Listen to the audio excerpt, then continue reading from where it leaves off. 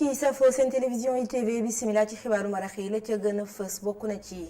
xeex bi ñuy xeex guerre sa réewum Sénégal toogu bu mu amoon jugeegu ca juróom-benni at ci ren nag mu bokk ci li ñu dippee liste rouge waa forum civil nag gis ne loolu li ko waral bokk na ci li ñu dippee mal gouvernance maanaam yorin bu jaarul yoon waaye it soobu woon nañ ci xeex ñi nga xamante ne ñoo am alal wu lewul mbir yooyu ñu daal di koy dakkal di traque des biens mal ak ki ñu bëgg nag nguur gi daal di soobuwaat ci loolu. bés bi ñi seen xam-xam màcc ci xam-xam ci xayma ñu koy doon màggal tey jilee ci boobu dem ndaje nag dellu si waat nañ ci lan mooy taxawaay expert comptable ci biir entreprise expert comptable nag am liggéey bu mucc ayib boo xamante ne mooy tax entreprise bi di gën a ñoŋ.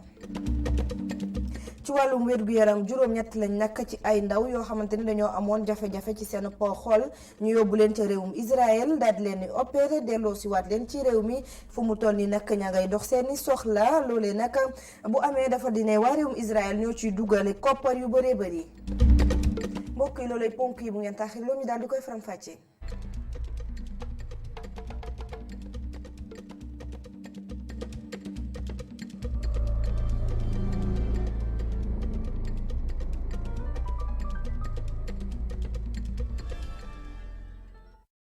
mbokk yi bisimilah ci xibaar yi doore kooku tiis ga nga xamante ni moo am ca dëkku Mbose Kumba jigéen ba Kaolack Mohamed Sis nag moom la ay Samba Boy fekk si këram ak waajuram bu góor ñu doon def naka sodul noonu mu jàppante woon ci ñoom ba mujjee ñàkk bakkanam nag ña ngi ko yóbbu woon ca hôpital El Hadji Ibrahima Niass bu Kaolack tey jile yéen ci kilifa yoo xamante ne ña nga ca gox ba waaye it consulat bu Amérique demoon nañ ca hôpital ba ngir saytu lan moo sookee moom moomee mu daal di génn àdduna ndaxte am na ci yenn xibaar yu biroon ne li ñu dippee négligence maanaam toppatoo ga ca war ca jamono ja mu yegsee ca hôpital ba moo ci amul woon daañu ko toppandiwaat ba mu gën a leer ci suñu yenn jotaayu xibaar.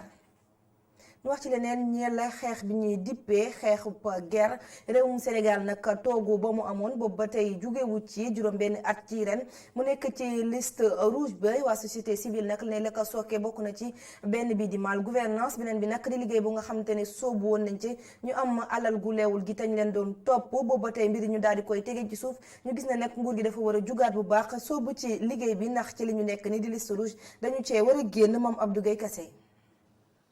sunu réew daal di jógee ci fanweer ak juróom-benn ponk ci téeméer ci atum 2012 daal di dem ba ñeent fukk ak ñeent ci atum 2015 daal di dàbbali daal di am ñeent fukk ak juróom ci atum 2016 ci indice de perception de la corruption grâce ay mécanismes yi nga xam ne nag da koo teg depuis at boobu nag ba tey daanaka fu mu taxaw jógewu fa li ko waral bëri na lool comme li nga xam ne rek mooy arrêté bu ñu arrêté lii di traque des biens mal acquis. li tax Sénégal des stagné ci zone rouge bi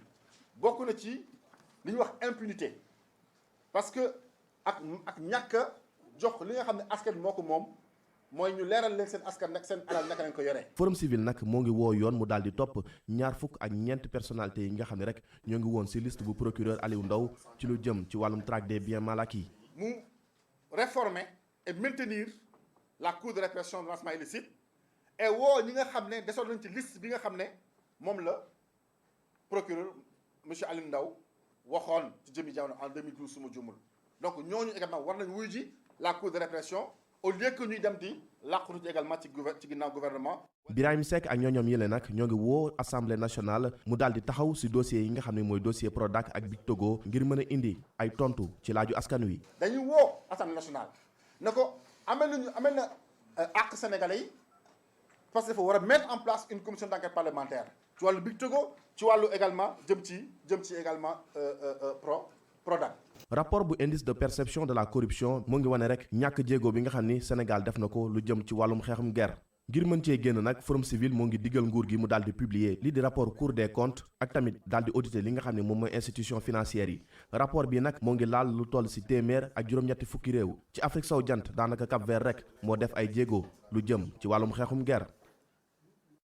ñu wax ci wàllum koom-koom ak koppar gannaaw nag jëwriñ gi ñu dénk wàll wi Abdoulaye Daouda Diallo tey jilee directeur général bu impôt domaine mooy addu ci mbir mi waaye it ci boor bi nga xamante ne nguurub Sénégal am na ko ne bu ñu moyul téeméer boo jël daañu dem ba yegg ci juróom-ñaar fukk ya te boobee nag day daal di sës rek mu ne li ko waral nag bokk na ci ñu bëri rawatina yenn ci entreprise duñu fay li di impôt ñiy natt néew te ñuy tegg bëri ñu déglu ko Bassirou Samba Niass mooy directeur général bu impôt domaine. agence nationale de la statistique barki démb la génne ay comptes définitifs am ci l'année ci atum 2017 génne ay comptes provisoires ci atum 2018 li ñu tuddee secteur informel 46,2% lay contribuer ci produit intérieur brut maanaam ci suñu koom-koom et koom-koom boobu ñu ngi ko xayma 2018 12 900 milliards donc day mel ni presque 6 000 milliards yi ci li ñu tuddee informel la jóg donc loolu secteur bu am solo la ci réew mais secteur boobu bu dee aussi day doxee neneen noo xam ne nii bokkul ni économie war a doxee day indi gàllankoor donc gouvernement fa muy jëlee xaalis mooy ci impôt mooy ci droit de douane mooy ci bor yi ñuy lebal donc su fekkee ni suñu recette fiscale ci année bii ñu jàll 2400 milliards la te suñuy soxla ëpp loolu faaw nga dem leb te booy leb aussi leb bi il faut mu am plafond ba mu yem ci biir UEMOA dañu ne 70% te ñu ngi jëm foofu te loolu du objectif plafond la mooy bul yegg foofu bu fekkee ne fa lañ jëm et fondamentalement il faut ñu jëm fa parce que il faut ñu am tali il faut ñu defar Ila Touba il faut ñu defar lii il faut ñu defar laa pour yéen ngeen mën a am commerce mais ngeen mën a avancer parce que croissance du lenn lu dul gain de temps gagné naa temps si temps bi ma am ma liggéey ci lu may liggéey loolu mooy yokkute loolu mooy croissance donc bu fekkee ne tali yi dañoo xat wala mënuñu déplacé wu lu ñu xarañ mën a liggéey forcément dañuy perdre du temps or suñu gagné temps rek temps boobu bu ñu ko consacré si liggéey suñu koom-koom yokk. ñu ko junjee ci ndorteelu xibaar yi kuréel gi ëmb ñi seen xam-xam màcc ci wàllum xayma tey jile lañ doon màggal seen ñaar fukki at waaye nag ci boobu lépp xew-xew dellu si waat nañ ci lan mooy taxawaayu expert comptable rawatina ci këru liggéeyukaay mu nekk taxawaay nag bu mucc ayib boo xamante ne des koy bàyyi xel boo fekkente ne bërëb ba ñu nekk bëgg nañu mu gën a jëm kanam Abdourahmane Li Moussa Fall. rôlu expert comptable étudié nañu ko ci anam gu nekk ci bés bi ñu jagleel expert comptable yi expert comptable muy kile nga xamante ni mooy gunge borom entreprise bi ci lépp lu muy dugg maanaam kenn la ko xamante ni daf koy dolli xel saa su ne. day intervenir ci entreprise yi wala organisation yi même balaa organisation bu wala entreprise boobu di juddu ndax déjà bu nit ki amee xalaat rek ne damaa bëgg a def bii activité expert comptable bu jegee benn expert comptable mën na ko xelal déjà ci nan laa lay tëggalee sa idée boobu ba nga xam ne da nga xam ndax idée bi dana yàgg ndax idée bi dana jur dara ndax idée bi dana rentable loolu déjà mooy première étape déjà bala ngaa commencer rek boo gisee expert comptable dana la xelal ci yooyu dana la xelal tamit ci ban forme nga ko war a defee ndax da nga koy def forme sociétale wala da nga koy def forme entreprise individuelle donc loolu day tax déjà kii dugg ci activité bi am lu leer ci fi mu jëm maintenant nag bu demee ba activité ba entreprise bi wala société bi juddu expert comptable bi da koy jàppale ci fànn yu bari mën na koo jàppale ci déjà nan ngay organiser woo nan ngay structurer woo ban type d'organisation ngay am ndax da ngay am organisation pyramidale wala da ngay am organisation horizontale. fexe ba entreprise yi ñu mën leen a ràññee ba noppi di dox niki entreprise bu normal war a doxee wala rek ñu ne ko formalisation loolee sax mooy temu bi lépp bëccëg ku ñu jagleel expert comptable yi ngir président d'honneur bu ONECA ñu koy wax Mamour Fall loolee lu war la dafa dem sax ba dafa di lu jàmp. ñooñu ñuy fekk ci secteur informel kenn xamu leen bokkuñu ci dara bu natt jotee ñu waaf du ñu natt bu jariñoo jotee ñu dem jariñu loolu dana tax ñooñu ñu indi leen ci biir koom-koom mi ñu yokk réew mi yokk développement réew mi yokk li nga xam ni moom la réew mi soxla. ay waxtaan dinañu ko gën a yokk ngir gën a xamleek askan wi rôlu expert comptable mi nga xamante ni jamono ji xamuñu ko bu baax. ñu wax ci wàllum diine nag soobu nañ ci ñeen fukkeelu édition bu ziara omarienne ci conférence yi nga xamante ne nag buñ koy amal bokk na ci dellu si waat ci li xew-xewu jamono waaye it jafe-jafe yi nga xamante ne askan wi ñu ngi koy dund waaye ci jaar-jaaru Thierno Seydou Nourou Tall digganteem ak Seydi Hadji Malick Sy loolu yëpp nekk ay ponk yoo xamante ne ñoo ngi ko cay waxtaanee Cheikh Hassana Fall. réer gu ñu seetlu ci ndaw ñi ci biir réew mi ku nekk te jël yoonam te dem mbuxum gi coow gu bari gi ak tamit ñaawteef yu ñuy teg ci kaw ndaw ñi xale yi ak tamit jigéen ñi nekk na ay mbir yoo xam ne génne nañ ko ci waxtaan gu ñu amaloon ba ñuy waajal ñeent fukkeelu édition bu ziara annuelle bu omarienne bi mu amoon ci alxames gile fële ci King Fahd Palace ña ne woon ca jotaay ba ñoom gis ne fi mu toll nii jikko yi nekk na loo xam ne war nañ koo raxasaat te ñoom sax jàpp nañ ne njaboot gi ñi leen war a yaraatee dañ ko war a xoolaat ndax ña war a nekk ca kër ya ñoom toogatuñ fa. ñi la jëloon kàddu sax ñoom gis ne fi mu toll nii mbir yu ñu war a delloo si waat mooy nite dal ak tamit ànd ak njàng ndax loolee mën nañu génnee ci jafe-jafe yu ñu nekk. ziyaara bi la xam ne ren ji lay day tombeek ñeem fukkeelu at bu ñuy fàttaliku Thierno Seydou Nourou Tall ba mu wuyoo boroomam. nit ki le xam ne sax moom joxe nañ ko ngir mun mën a doon royukaay ci ndaw yile ndax ni mu fonkee woon yàlla ji ak lépp loo xam ne diine gi da koo tegoon na. ci édition biile waa Ahbab mooy xaritu Cheikh Omar Foutiyou Tall yi bëgg nañoo màggal waa kër Seydi Hadji Malick Sy moom ak i njabootam ndax ñoom jàpp nañ ne nekk nañ ñoo xam ne kóllëre gu rëy moo leen boole woon ak Thierno Seydou Nourou Tall ab àndandoo boo xam ne sax ñoom gis nañ ne ndam rek la ci Sénégal ak diineb islam jëlee. ziyaare bi la xam ne at ba at lay am ñu ciy fàttaliku Thierno Seydou Nourou Tall ak Thierno Mountaga Tall moo ngi woy ba filek ñaar fukki fan ak juróom-ñaar ci weeru janvier fële ca mosquée omarienne ba nekk ca Médina. Cheikh Hassana Fall kuréelu jaaykat yu Dakar Petersen yi ñoom nag dañoo daal di maire ba furtu ki ñu jox bi baaraamu tuuma mooy maire bu HLM bi nga xamante ne nee nañ moo yónni ay nervi ñu def naka sudul noonu ci seen bërëb bu liggéeyukaay yooyee moom maire ba nag di Massamba Mbaye ak ñooñam Massamba Mbaye sax di ki nga xamante ne moo jiite tey jile jaaykat yi ak ñooñam nekk ne dañu yóbbu mbir mi fi mbaxane doone benn waaye laata loolu foofu rek nguur gi daal di wax ci loolee ñu daal di koy déglu. lu àdduna ci micro Baba Ndiaye. ñu dem ci tribunal du commerce mu autoriser ñu à travers une ordonnance pour ñu fay consigner location yi caisse de dépôt et de consignation ñun donc ñu ngi ci yoon mais Babacar Sadikh Seck dafa bañ catégoriquement mu ni moom kenn du fay caisse de dépôt et de consignation li président tribunal du commerce wax kenn du ko def moom la ñuy fay léegi nag ni ñu koy fajee mooy dañuy envoyé ay nervi ay mbër ñu ñëw fii di ñu agressé ñëw nañ dajji suñu bureau bi comptable bi nekkoon sàcc suñuy ordinateur sàcc suñuy document dem seen yoon ba pare démb ñu ñëwaat ni dañuy commerçant yi leen fayul dañuy dagg seen i kànnaar sele seen i dépôt mais ça c'est illégal même bu moomoon loolu waru ko def sàkkantuma laak moom moomul loolu la ñuy dénoncer léegi nag ñuy woo ñuy interpeller ki nga xamante ni mooy maire Dakar muy Wardini nga xamante ni moom moo maintenir Pape Seck ci société bi ñuy wax Sogedac nga xamante ni c'est une société nébuleuse amul moom moo ko waxal boppam Wardini amul Sogedac existé wul genre mafia bi ñuy imposer fii nag muy lambigolo ñun moom la ñuy dénoncer te dinañ porter plainte comme ni ñu demoon tribunal du commerce ba ñu autorisé ñu consigner noonu la ñuy porter plainte ba nga xamante ni dinañ dem ci yoon ak Babacar Sadikh Seck ndaxte li mu def abus de confiance la. Pape Babacar Seck nag daal di faxas loolee ba mu set wecc nee na li ñu ciy wax nag dara amu ci moom musta yónni ay nervi ngir ñu def naka sudul noonu li mu ci yokk nag moom nee na mbir mi ngi ci kanamu loxo yoon ñu daal di koy déglu ci jokkoom ak El Hadj Malick Cissé.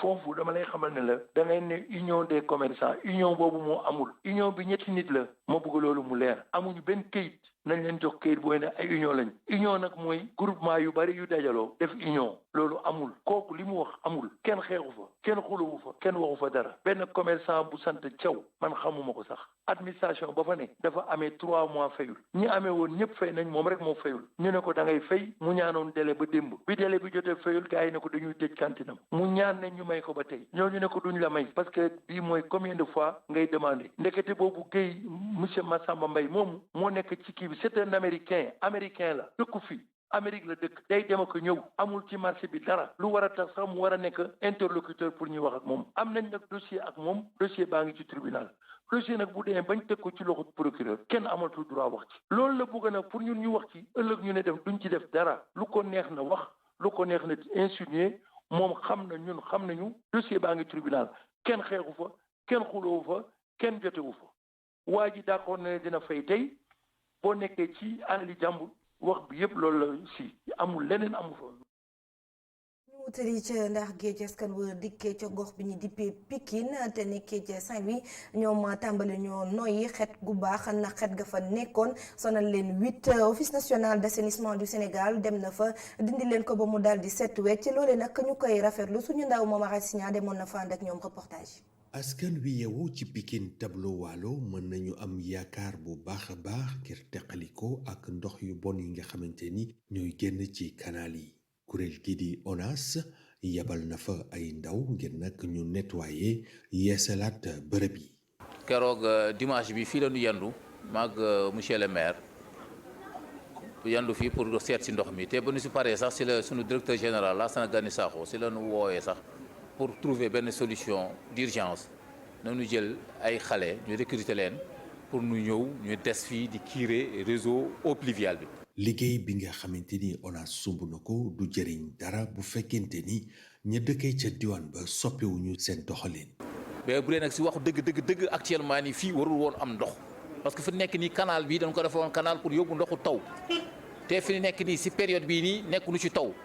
kon canal bi warul woon am ndox fu mu nekk nii mais bu ngeen gisee léegi canal bi am ndox c'est parce que population bi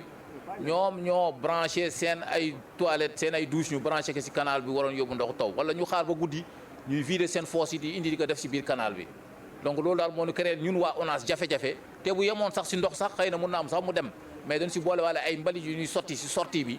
loolu yëpp nekkaat bi ay jafe-jafe yi nga xam ne ñun ONAS ñu ngi koy jànkarloo. saafara bu mag bi ci jàngoro bi ñu am yaakaar rek dina génne ci projet bi nga xamante ni moo di projet 10 villes mi nga xamante ni beral na Ndar enveloppe bu tolloog fukki milliards ak juróom. dellu si waat ci Ndakaaru ci daara ju mag ji ñu duppee université Cheikh Anta Diop campus social ba nag xel yeeg xalaat yépp nag ci pavillon Q la jëm la ko war a nag njort ne ab étudiante moom moo daal di avorté ca wanak ya kenn ci nga xamante ne nag mooy dëkkandooram moo ko xamle suñu ndaw yi ñu xëyoon yebal fa dem nañ nag ci ñi nga xamante ne ñooy administration bi waaye nanguwuñoo àddu jëmale ci mbir mi. ñu wax ci leneen ñeel wàllum wér-gu-yaram juróom-ñett la nag ci ay gone yoo xamante ne dañoo amoon feebaru xol ñu yóbbu leen ci Israël daal di leen opéré dellu si waat leen ci réew mi ñoom jamono yi ñuy àddoon nag ña ngay dox seen soxla delloo jotaat nañ ci seen wér-gu-yaram ci seen kanamu njaboot loolee nag bu amee professeur Amadou Lamine Fall nekk pédiatre hôpital Albert Royer moo ngi ciy dellu si waat waaye koppar yu bëri nga xamante ne dugal nañ ko ci. xale yi jot nañu dem Suisse Israël ñu opéré leen ci jàmm ñu dellu si waat ci jàmm moom noonu li leen feetal fii mission bi nga xam ne commencé woon na depuis à peu près il y a 2 ans boo xam ne ñoom seen bopp ñoo fi ñëwoon donc fi 2 jours ñu sélectionné ay xale yi nga xam ne mënuñu leen opéré fii parce que chirurgie cardiaque am na fii hôpital Fann def nañu progrès yu bëri sax ci chirurgie cardiaque bi fii mais am na ay xale yu nga xam ne ba léegi mënuñu leen opéré fii ndax donc il faut que ñu transférer leen donc ñoom suñu ñëwee jàppale nañu si nga xam ne ils les prennent de façon gratuite loolu dañ ciy sant yàlla te remercier leen. choix bi ñoom bu ñu ñëwee nu mu ko waxee woon ñoom ñoo ñëw ñu xool yenn maladies yi nga xam ne ñu discuter ensemble yi nga xam ne yii wër nañu nekk mënuñu leen opérer fii ñoom ñu jël engagement yóbbu leen amoon na ñu njëkkoon dem ñu opéré leen léegi bii mission ñoom ñu ngi dem y a à peu près 3 mois donc ñu ngi ni door a waat dellu si en général suñu dellu si chirurgie bu baax na ni am seen cœur bi comme ni mu ko waxee rek day presque normal du tee nag dinañ leen continuer suivre parce que fii suivi bi dinañ leen jël pédiatrie comme ba 15 ans la dootuñu leen di gis aussi régulièrement parce que pratiquement dootuñu am garab bu ñuy jël mais dinañ leen gis une fois par an ou une fois par 2 ans pour évaluer résultat bi. ñu wax ci Adami Sénégal 2020 fukk ak ñeent ci ay ndaw nag ñoo ko war a jongante ku ci nekk nag teewal ab sab gox seen at nag ñu ngi ko xayma ci fukk ak juróom-ñett jàpp ci ñaar fukk ak juróom du nekkul nag mbirum taat képp la ñu daal di wër ci boobu lépp jongante waaye foofu it nga am xam-xam goo xamante ne fu ñu woo réewum Sénégal nga mun faa dem teewal ko fa ñu déglu ci Aminata Badiane mooy njiital commission d'organisation bi àdduna ci micro Moustapha Gabar Diop. ñu ngi invité Sénégal yépp pour ñu ñëw assister ñu ñëw supporter aussi seen ni Miss région bu ci nekk na ñëw supporter Missam waaw comme ça ñu encourager leen ndax du yomb ndax xale yi rafet nañu te xam naa ni jongante la te jongante moom ku ci ëpp supporter aussi am na lu muy jouer tuuti ci jongante bi donc dañuy inviter Sénégal yëpp ba pare yëfu ñëpp la affaire bi du événement personnel du projet personnel u nit kenn moomu ko Sénégal la ko moom. Sénégal dina participer Miss Monde parce que loolu gëj na fi ça fait des années Sénégal participer wul Miss Monde te fexe naa ba Sénégal dellu di participer te loolu defe naa ni ndam la ci Sénégal ndax monde entier ñooy dajal. ci njàng meek njàngale mi kuréel gi ëmb G7 tey ji la ñu doon amal ab doxub ñaxtu jaxalee ko ca rond-point RTS la ñu wéy di sàkku nag mooy xaatim yi doxoon seen digganteeg nguur gi ñu bëgg it ñu saafara seen i jafe-jafe ñu déglu ci Abdoulaye Ndoye àdduna ci micro Cheikh Diop ak Ma Fall Fall. Olof Njaay dane gor ca wax ja boo bindee xaatim da nga ko war a respecté boo ko respecté wul nag lu am ci njàng mi yow yaa ko indi nguur gi ci lenteur administrative yi lu mu waxoon yéexaay bi defu ko nguur gi lu mu waxoon ci mbirum système de rémunération mooy ndàmpaay yamale waxu ko condition de travail mooy classe yoo xam ne weesu na téeméeri élèves classe su Kanenteng abri provisoire ñàkk jàngalekat yu ne ci réew mi problème mu sport bi problème DMC mais surtout carrière yu jàngalekat kuy toog juróomi at fukki at du avancé koo xam ne bu demee retraite du plafonné donc ñun lu ñu wax mooy waxuñu ñu jox ñu xaalisu réew mi waxuñu ñu jox ñu lu kenn amul dañu ne nañu yamale lu tubaab naan équité et justice sociale loolu la nit ñi di xaar te loolu nguur gi foog mu def ko parce que ñoom lu ñu bëgg a def ñu ngi koy def te ñun am nañu yaakaar ni priorité mu ngi ci njàng bi mu ngi ci santé bi parce que réew bu bëggee suqaliku foog mu am système éducatif performant mu lay yokk ci njàng mi ak njàngale mi la ñuy daal di tàggoo xibaaru maraxi fii lay daal di yam 19h45 Assane Gueye ñoo andi leen xibaar yi ci kàllaamay nasaraan sant leen ci teewlu bi ak kóolute bi jërë ngeen jëf mbokk yi